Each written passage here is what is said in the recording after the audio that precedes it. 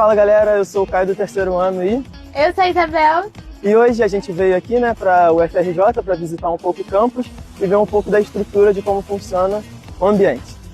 Nós assistimos algumas palestras e tem sido muito legal, uma experiência nova, assim, poder conhecer as pessoas importantes da área. E é isso, né? É bem interessante entender como funciona a estrutura, como é o dia a dia dos alunos que estudam aqui, né? É isso.